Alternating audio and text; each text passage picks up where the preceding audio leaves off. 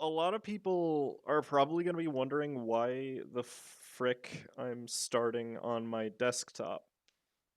And the reason that I'm starting on my desktop is because this game is very old. And the only way I can get OBS to capture it is if I capture the entire monitor. In any other game that I can play full screen, it works fine. This one, my computer is just like, nope, doesn't exist. Even though the window definitely exists. So, on the plus side, I actually get to play the opening credits for a game for once, which almost never happens. Another downside to this game is that while it's running, if I want to actually like click on something that happens in the chat, I have to minimize it. Meaning you're going to get to see my background every time I have to minimize the game. Ping. There we go. It started. And it's going to be a little loud in the opening, too.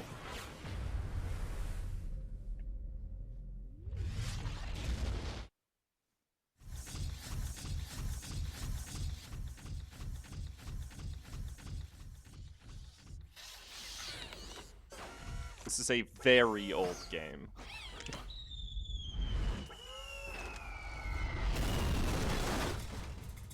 Anyone remember this company? They've since gone bankrupt. How old? Oh, I'm gonna skip this one. But this game came out in 2001. It is a very old game. And we're just gonna jump into the regular story. And I think this is fine, honestly. I am 1 year older than it, Pog. Yes, it is very, very old. What your character looks like really doesn't matter that much. So the one we need to play is Kingdom of Ebb, which is the original storyline of the game. You can see the JPEG? Oh yeah, it's very JPEG. Trust me, it doesn't get much better graphics-wise. This is, again, a really freaking old game. We're going to be playing on normal, because if any of y'all recall, I was playing the expansion on my Discord for just test purposes. That was on normal, and we were actually struggling quite a lot to get out of the starting area. So, this game has some questionable difficulty options. Like, hard difficulty, the starting enemies can two-shot you, which is not pleasant for this type of game, because accuracy. Preparing the world. Also, please tell me if the audio is too loud. Yeah, normal is hard is kicking the balls, basically, yeah. A long time ago, on the continent of Arana, the once magnificent empire of stars had crumbled into oblivion, paralyzed by its own power-hungry legions, and torn asunder by an ancient and merciless evil.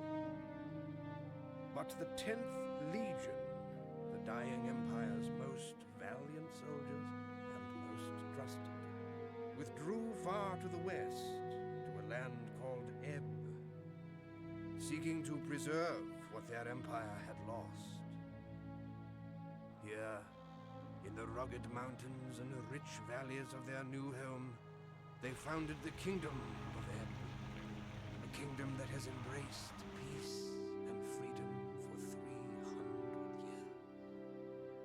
But there was a price. Few now remember the evil that opposed them. Fewer still recall the dark sorceries cast to save them. And none could foretell that one humble farmer would stand between a vengeance from the past and the survival of the kingdom.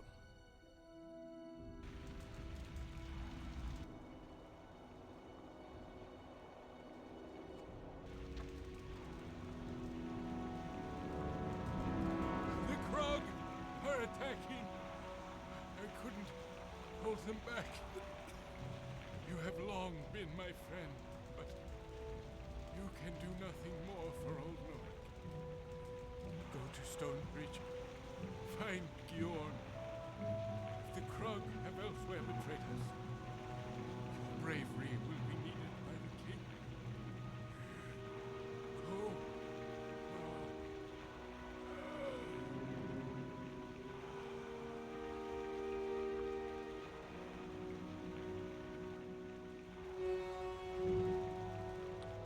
And now we're in the gameplay.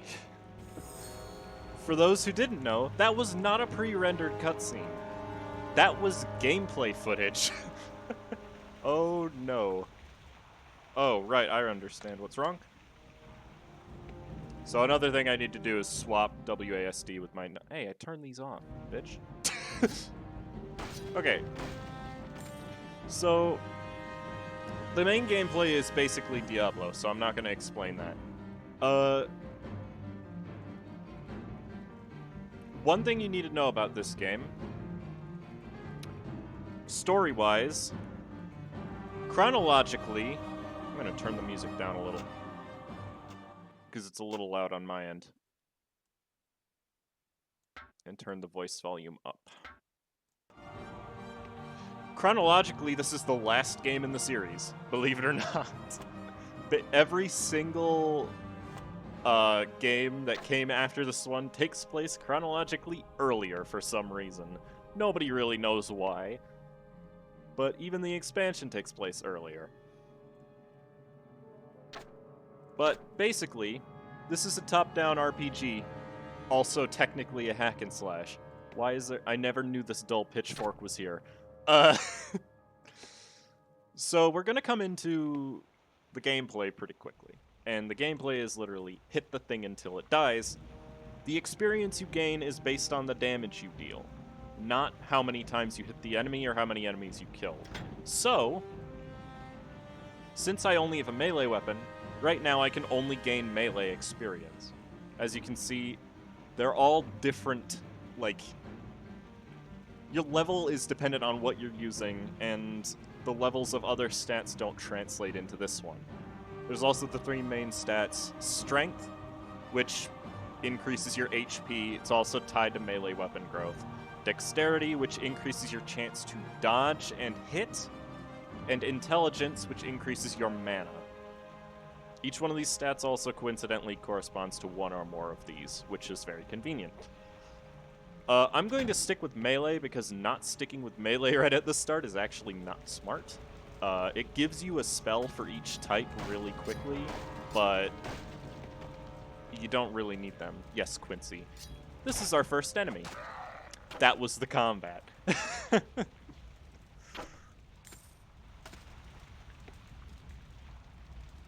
Basically, you right-click the enemy, and then your character will swing at it until somebody is dead. And, yeah, to point this out, the UI is a little small, isn't it? That's because in this game, the UI is an image file. It is not rendered separately from the rest of the game. It's just an image file that the game pulls from, as are all the items in the inventory. So, no matter what resolution you make the game, the image will always be the same size in relation to the resolution. Meaning, if I go ahead and crank up the resolution to... where's 16 by 9? There it is. To 16 by 9, the screen will turn black. You'll notice the UI is much smaller. And, the game looks better. But, can you read this? Like, it's pretty small. So I figured 1280 by 720 was the right choice. I should probably set it back as well. Because now it takes forever for my mouse to move across the screen. If I squint, it's actually slightly readable. That's because the graphics are also images. I don't need these, disable them. I had those turned off in the options, and they keep coming up. Because I can actually explain this game very well. So, autosaves happen. they tend to only stop the game for a second.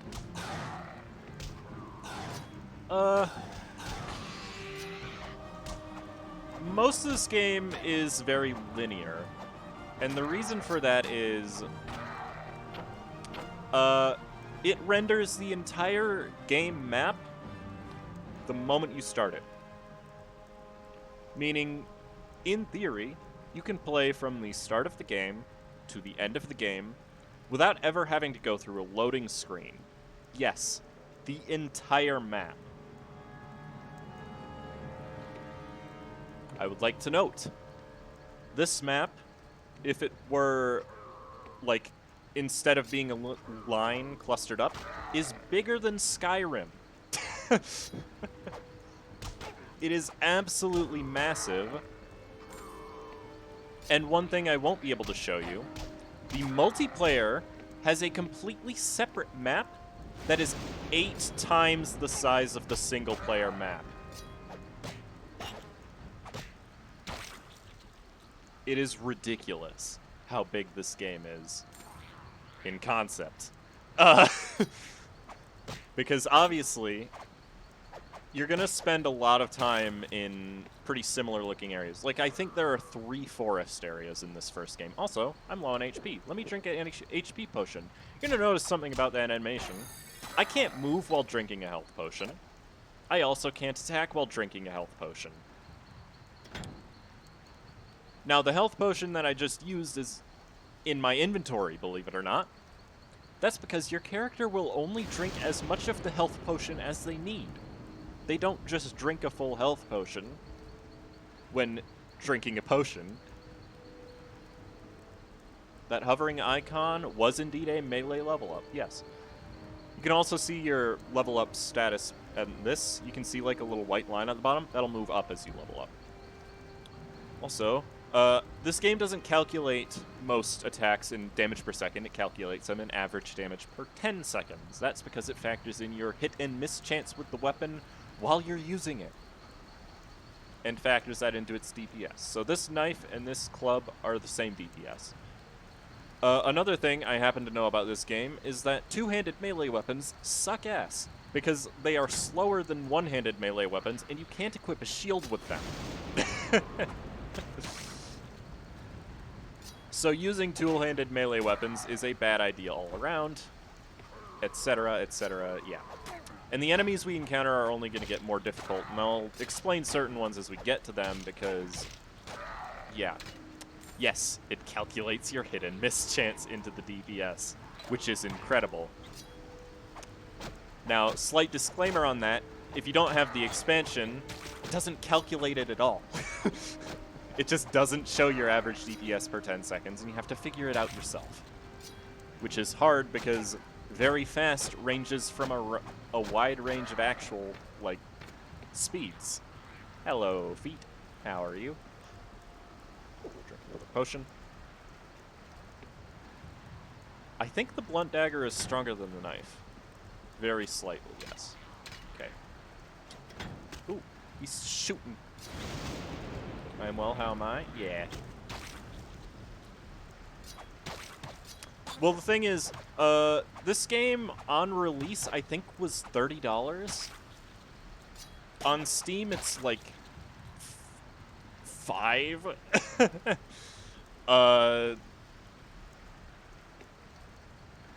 The expansion pass was $10.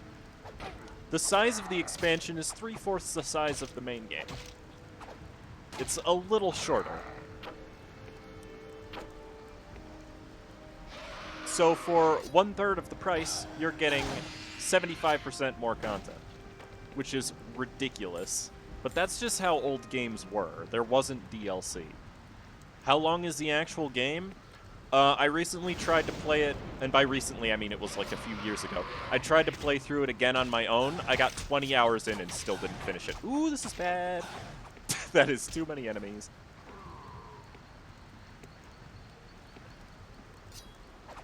The actual game's, like, box length says it's, like, 16 to 20 hours. If you actually take the time to do all the quests, you can easily get 40 hours out of this game.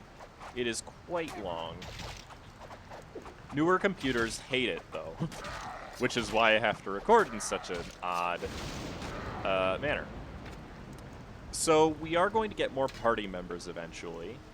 In the non-expansion, we actually have to beat the first boss fight before we get our first additional party member.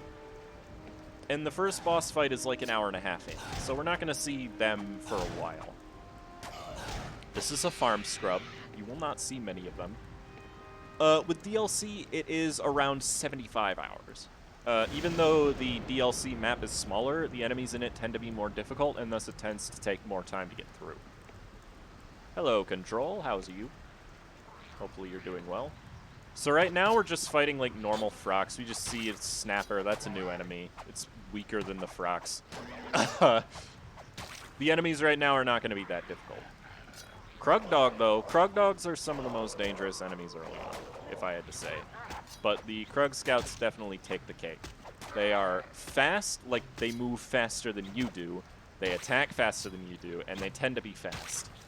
Are the frogs enemies? Those are not frogs, those are gremmels. What's a gremmel? I don't fucking know. But they definitely exist in this universe.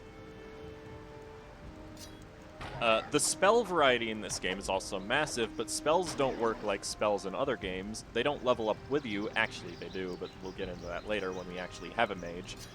And each spell is technically its own weapon, not an actual spell. Meaning that staves are mostly meaningless in this game as well. You can attack the fish. They're not fish, they're actually amphibious. I don't know what exactly they're like fish frog things. And we'll see a lot of those too. The enemy variety in this game is also pretty big.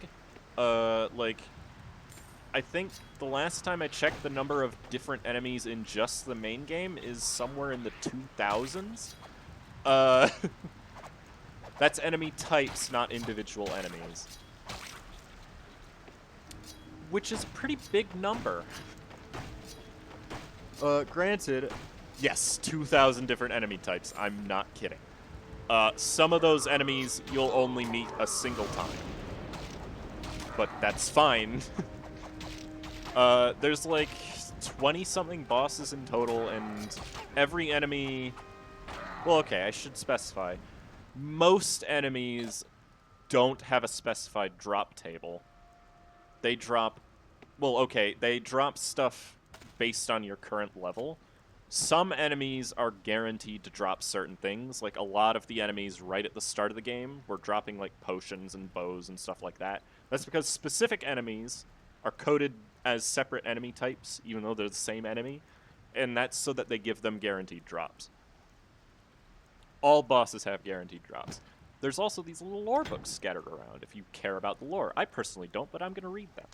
Just southeast of the kingdom town of Stonebridge lies the most honored burial place in all of Ebb. Here, the bodies and bones of all the kings and queens of Ebb are laid alongside the commanders, grand mages, and heroes of the 10th Legion. Consecrated by the returning of the 10th Legion as they fought to free Ebb from the tyranny of the Sec, the Crypt of the Sacred Blood is built on the site of one of the bloodiest battles of the Liberation. As Legion Commander Carice Noani survived the dead following the battle, he this day... Kill this guy while I'm reading. To this day forth, there shall be nothing accomplished that was not purchased with the blood of these valiant hearts. Noani is reported to have said. Over the centuries, wealthier families install layer upon layer of secret passages and traps to discourage looters from disturbing their interred loved ones. Today, the crypt is considered unavoidable. I've never seen that word before. I haven't read the lore of this game before, so I'm actually learning stuff. And most burials are instead performed in graveyards surrounding the crypt entrances. There's no reason to keep this on you, by the way, because books sell for 1 gold. You're going to find out pretty quick that you might notice our inventory's looking a little full. Unnavigable. Okay. Sorry. Our inventory's looking a little full. We can alleviate some of that by sticking spells into our spellbook. But this game is famous for saying, oh, you want inventory space? Too bad, here's 20 knives. Inventory management is a big part of this game because you don't have much of an inventory, even with 8 people in your party, which is the maximum amount. Like, to put it into perspective, I said the first boss was an hour and a half into the game. The first town is about 4 hours into the game, and thus the first shop. You do not come across towns or shops in this game often. I think there are fewer shops in this game than you can have characters in your party total. And you can have 8 characters in your party. So you need to know how to manage your inventory. Thankfully, you can tell how much something sells for without being in a shop. So for example, what I can do right away, you know how I picked up those massive two-handed weapons that I said were crap? And notice how basically everything in my inventory is worth more than them? I can just chuck them on the ground, because I'm never going to use them. They don't sell for anything, and they take up a lot of inventory space. I think we're coming up on our first elite enemy as well. I think it's in this area. I'm pretty sure I remember it being in a farm area. I don't remember exactly where. Littering. Also, Paulo, as you pointed out, I'm littering. Those items will never disappear. Every time I load the game, it'll load those items in the exact spot that I dropped them at. The one downside to this is playing through this game multiple times will feel exactly the same because it puts all the enemies in the same spot every time because it has to. Funny thing is, non-despawning items doesn't lag the game because the thing about them that's laggy is the actual tooltip for the item, not the item being on the ground, because the item on the ground is actually tiny. Enemy corpses also never despawn. Why, you ask? Because this game loads the potential space to have all of that stuff stored up, no matter what. It is incredibly efficient. The only thing in the game that is not efficient is the shadow quality. And I'll bring it up just to show you. Want to see some lag? I'm going to put the shadow quality up to all complex. And my computer is too strong. Okay. But basically, I'm going to put that back down because I can tell my computer is going to start overheating. The shadow quality in this game is shit because it loads all the shadows in real time, and it loads the shadows of all enemies that haven't been killed from the start of the game, even though you haven't seen them, and they're not on screen. This game loads everything at once, and that is why it struggles with shadow quality. Also, you might notice this bear is dealing 1/4 of my health every hit. That's because it's a bear, and bears is strong. You might also notice a lot of missing. That's because my dexterity is low, because your dexterity gets trained by using ranged weapons. Now I'm not using a bow. Also, this bear has 50 health, which is more than 4 times any other enemy we've seen at this point. This bear is an optional mini-boss. Yes, Rexterity is alive. If anybody doesn't get that joke, play Xenoblade 2. Or just watch a speedrun of it, and you're going to hear Rexterity at least 20 times. That's because Rex's dexterity is crap. Soon he'll die. I believe this guy drops a guaranteed rare item? Yeah, Alten's Leather. Since there's only one bear in the entire game, he has a guaranteed drop pool. Altan's Leather is a rare drop that you can only get here, and it's 10 defense and gives you 5 health. Let's compare that to my current armor. 3 defense.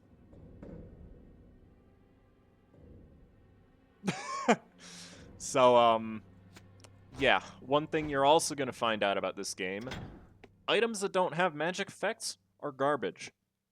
To put that into more perspective, my shoes give 0 defense.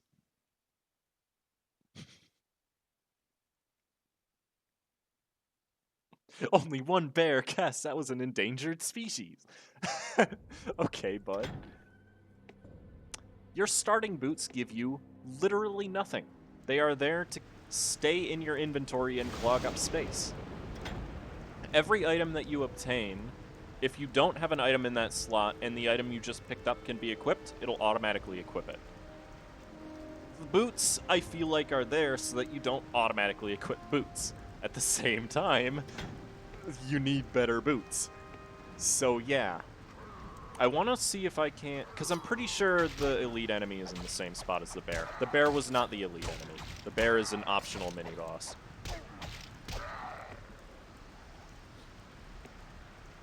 And there he is. You can see there's one of those guys that looks a different color and has, like, a glow around him. That's a sign of an elite enemy. They're basically just a stronger version of a normal enemy that you've encountered. In this case, the Frack Ballista, which is what that one is called, is a stronger version of the Frack Piercers, which are the blue ones that shoot at you. I don't remember how much damage he deals, and I feel like I'm about to get Shrek'd up. Mostly because there's like 7 of them. Oh yeah, he does a lot of damage. Also, ranged attacks hit chance are based on if the actual projectile hits or not.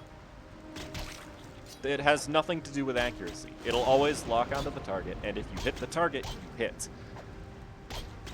Also, this guy only has 15 health. He's a lot less scary than the bear was. Elite enemies don't have a guaranteed loot pool. They never will. That hammer, however, is like twice as strong as my club, so I'm gonna equip it.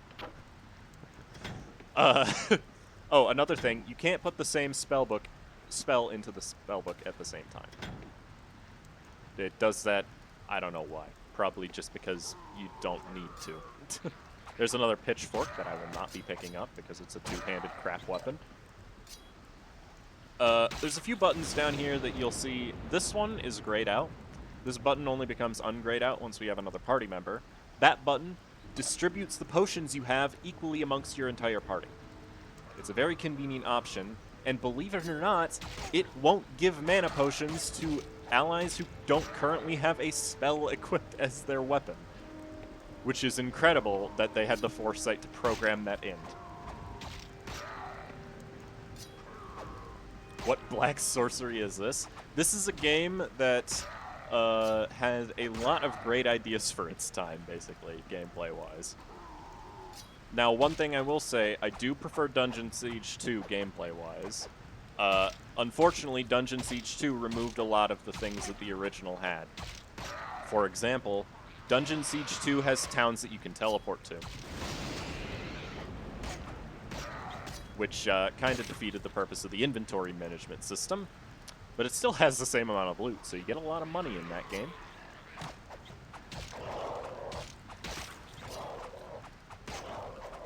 But yeah, a lot of the stuff in this game is going to be chalked up to old school witchery. And I will point out, like, areas that I remember being a big pain. What happens if you die? Okay, this is a good question, actually. There are 3 things in the game that will actually let you revive fallen party members. Resurrect Scrolls, which require a level 1 in nature magic skill, but aren't an actual spell or a consumable. That'll just bring a party member back to life. The spell, Resurrect, which is a spell that brings a dead party member back to life. And then the spell Revive, which does the same thing, but for combat magic instead of nature magic. When a party member dies, they stay as a part of your party. You can revive them, or you can disband them from the party. When somebody dies, all of their loot just kind of volcanoes onto the ground. So it's gonna, like, lag you for a couple frames, and then it'll go back to normal. So it'll take a while to, like, reorganize everything the guy had. Or if you don't want him, just be able to pick up his good stuff and continue on. That's not how I'm gonna play it, though. The way I'm gonna play it is, if a party member dies, they're dead. They're not coming back. Because this game is surprisingly easy if you have the ability to revive your party members. Yeah, they become a human pinata filled with loot. That is exactly what happens. I think this house is our first optional quest, I believe, but I want to clear out the outside stuff a little bit first. Ding. Okay. That's not where I told you to move. Oh yeah, sometimes the pathing in this game is just incorrect. Like, you'll click on somebody, you'll click for somebody to go somewhere, and they just go somewhere completely different. That's normal. I should have guessed you'd be cleaving your way to Stonebridge to find out what's got the Krug all stirred up. If you could spare a few minutes to help an old neighbour before you go, I've a favour to ask. When I realised the Krug were actually attacking us, I tried to get to the safety of my cellar, but they had a little welcome party waiting for me. If you need any supplies for the long trek to Stonebridge, and wouldn't mind clearing out the remaining Krug downstairs, you can help yourself to whatever you need from my stalls. Oh yeah, one interesting little, like, quirk about this game, the character who's talking loses all animation skill. They just stop being animated for some reason until the cutscene dialogue is over. Why? I don't know. So this guy wants us to clear out his cellar. There's some things in his cellar, like Krug, like the things we've been fighting this whole time. Don't worry, the enemy variety will spread out as we continue in the game, but right now this is still like the tutorial, so it's not throwing us anything that's super complicated yet. So we need to clear the entire cellar of Krug. There's a few Krug in here. Very cool. That was not hard, right? Oh yeah, there's a small mana potion. Can you attack NPCs? No. Not. You might notice there's a brick on the wall here. I'm not going to click it. Instead, I'm going to try to get this mana potion. Oh, I've been tricked. It was a trap. That button actually activates the elevator. But every time you see, like... Oh! This guy is an elite. Rankar the Scavenger. He exists, I guess. He's not really... He's literally just a Krug scout with a little more health. Again, elites are just variants of normal enemies you've already been fighting. And, of course, he drops nothing useful. Still less health than the now extinct bear? True. That's the end of the quest. We don't actually need to go to him to get our reward, believe it or not. I'm not going to pick up that burlap because I know for a fact my armor is better. And my inventory is already nearly full. Yeah, you don't actually need to go back to the quest guy to get rewarded for the quest. The quest completes, and that's supposed to be your reward in this game. You aren't expected to actually, like, expect rewards from quests. How often do you see traps like that in the game? Oh, boy. So, when I was playing recently, like a few years ago to play it again, I did the death is permanent rule. At one point in, like, one of the... I don't want to call it a swamp, because there's a designated swamp, and this happens after that. I want to just call it the Dark Forest, because it's like this forest, but darker. There's a chest on a beach. I opened it, and it breathed fire on me and killed 2 of my party members. So, like... That wall's breakable. Trapped chests and boxes become more frequent later in the game, but it determines whether or not the like object is trapped or not at the moment you open it. It's one of the few things that's not determined in advance. So you can literally never tell. Oh, my inventory's already full. I want to see how much this does. Ooh, get rid of that. Ooh, hold up. That does more DPS and it's a two-handed weapon. How? That's unusual to say the least. Get rid of this bow and give me that wedge axe. That's better, though. Okay, you get out of here. You're useless. Stick this in here so I don't need to carry it around with me. Advanced Dark Forest? What do you mean?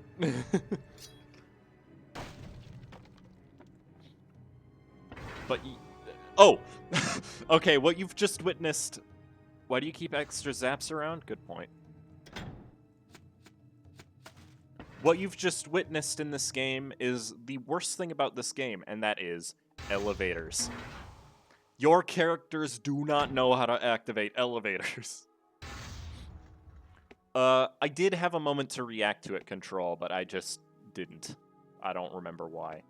And unfortunately, at that point, I had so few members of my party left alive that it was impossible to get through the next dungeon, which is fine. My thanks for clearing out the Krug.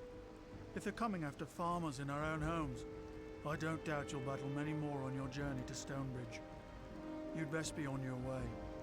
Watch out for yourself, and don't worry about me. I've enough supplies in the cellar to keep me going until this blows over.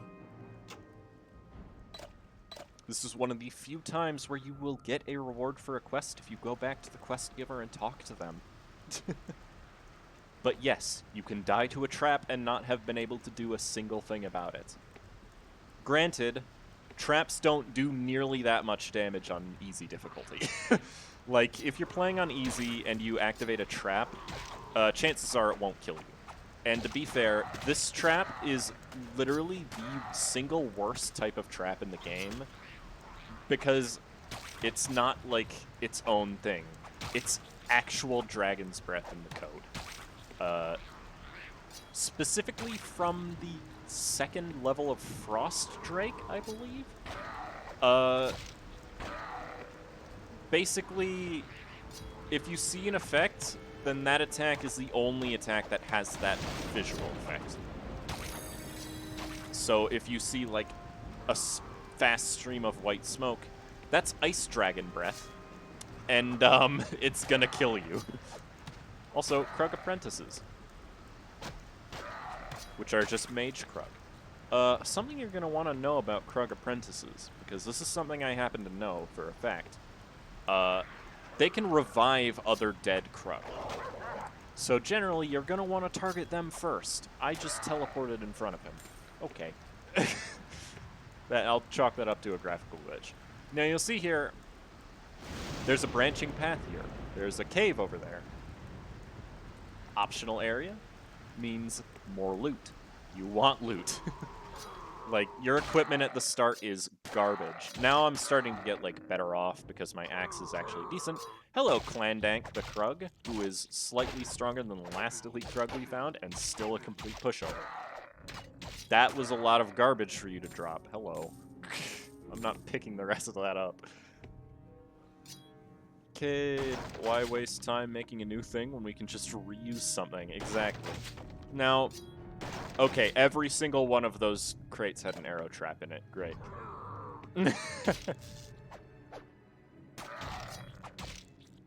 Like, my axe is now good enough that I don't really need to worry about being ganged up on, because I'll one-shot them if I hit them. Yeah, and still less health than the bear. Oh, hello. I'm pretty sure the first enemy we see that has more health than the bear is actually the first boss. Because I think the first boss has 100 HP. I'm actually going to pick up this crude leather, because it might be better than what I've got. Nope. Get out of my inventory. I'm just going to chuck all these items on the ground. Keep that. Not that burned body is useful, but I might as well keep it. All this garbage is leaving my inventory, because I'm never going to use it. Yeah, so there's like little optional side paths like that all over the place, and generally you don't need to explore them to be successful in traversing the game world, but I like to, so I will be whenever I remember there's one there. Also, most quests will have you go off into a direction that is off the main path if you actually want to complete them.